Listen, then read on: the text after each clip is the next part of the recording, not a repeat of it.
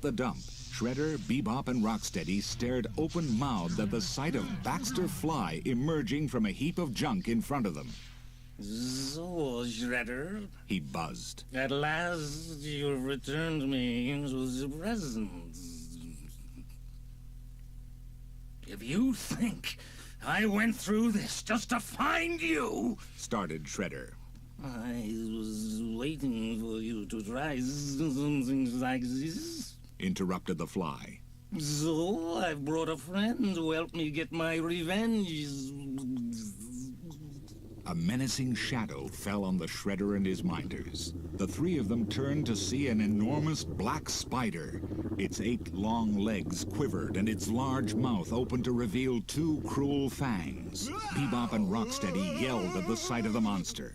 You fools! Rasped Shredder. It's nothing but an overgrown insect! Kill it! Right, boss, came the unsteady reply as the 2 muto-punks ran at the beast. Wrong, boss, laughed Baxter. While Bebop and Rocksteady were still running, the spider rapidly spun a few threads of a web which cracked around them like whips and left them dangling in midair. This is no ordinary insect. It's a time spider, fizzed the Fly. A further frond shot out and wound itself around Shredder. He sawed at it with the talons on his armor, but it was no use.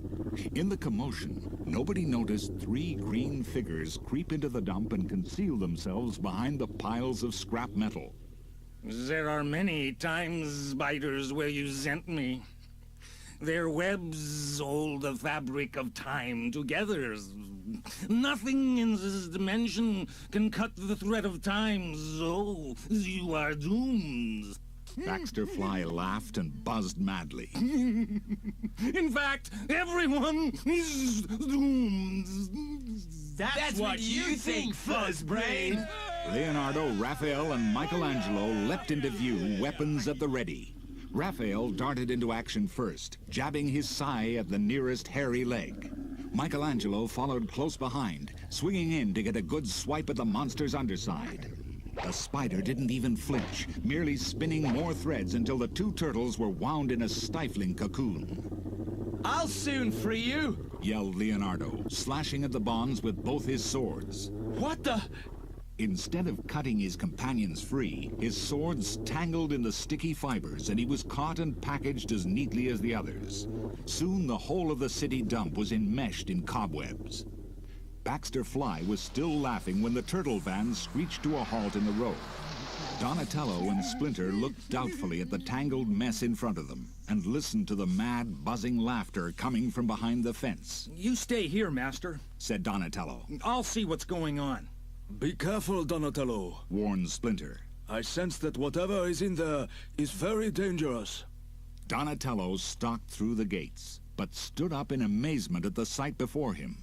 There were the other turtles, Shredder, Bebop, and Rocksteady, all trussed up and dangling like a row of puppets. Michelangelo spotted him. Hey, here comes the cavalry! But Leonardo did not cheer. Donatello, keep back! You'll be caught like the rest of us! This time spider's web's got us all beaten! Splinter got out of the turtle van. Time spider, it is indeed worse than I thought. What do you mean? Asked Donatello. The structure of time is very fragile, replied his master. The time spiders live outside of time. I fear that even one of these beasts brought into time may cause severe imbalance, perhaps total disintegration of all we know. I've got to get those guys out, cried Donatello. He ran towards his companions. As he neared them, the spider darted into view and cast its threads at the brave turtle. Join us on the meat rack, dude, said Michelangelo, sadly watching the first fiber make contact. But instead of immobilizing Donatello, the thread slid harmlessly to the ground, as did the next, and the next. These webs don't seem to like me, he laughed. It must be your aftershave, said Raphael. Splinter watched from the gate. Donatello, you are still covered in grease from the turtle van. The fibers will not stick to it. All right! Donatello ran towards the other turtles and began rubbing handfuls of oil on their bonds. They dropped free just as the Time Spider turned for another attack. Baxter Stockman buzzed angrily into view next to it. Shredder was still struggling. I hope you're not gonna let a little thing like the fact that we're enemies get in the way of you greasing me loose, He inquired. This is not the time for small talk, Shredhead. Said Leonardo. We have some insects to swat. Besides, this is bound to be all your fault. Added Donatello. In one fluid motion, the turtles leapt at Baxter Fly and the Time Spider. Turtle power! Leonardo, with swords flashing, hurtled through a gap in the deadly web. Baxter Fly only just managed to dodge out of the way before the keen edges slashed down. Raphael, close behind, gave chase as the humanoid insect buzzed in and out of the sticky threads and piles of junk. Donatello grabbed a length of web and, Tarzan style, headed for the Time Spider. I see what you're at. Shouted Michelangelo, hastily rubbing his hands in an oil spillage from one of the car wrecks and swinging along in the other direction. The two turtles wove in and out of the Time Spider's legs, eventually meeting at the other end. Cowabunga! They yelled as they tugged at the ends of the strands. The spider's knees were pulled together, its legs collapsed, and the monster toppled with a dull thud. Leonardo and Raphael ran up. Nice work, guys, said Leonardo. Yeah, agreed Raphael. All we need now is to catch that overgrown blue bottle. Another jolt shook the dump, I fear that is the least of our problems. said Splinter, hastily joining the turtles in the scrapyard. Baxter has found Shredder's equipment. Sure enough, the mad mutant was buzzing around the electrode. Behind him loomed another Time Spider, and he was about to operate the device again. There are an infinite number of Time Spiders. He fizzed. You can never defeat them all. Another spider appeared, and another. An earthquake shook the ground. Stop! Ordered Splinter. You are destroying time itself! But Baxter ignored him. Again, the turtles lunged, but the fly just zipped skywards, and all they could see was a row of Time Spiders swaying on their hairy legs and spinning more sticky threads. The device is working on its own now. Cried Michelangelo. What can we do? 3 sets of worried eyes turned to Donatello. I've never come across anything quite like this before. He frowned. Maybe if I reverse the electrode, it'll reverse the process. But it's a slim chance. When Baxter saw what was happening, he dived down to try to stop the inventive turtle.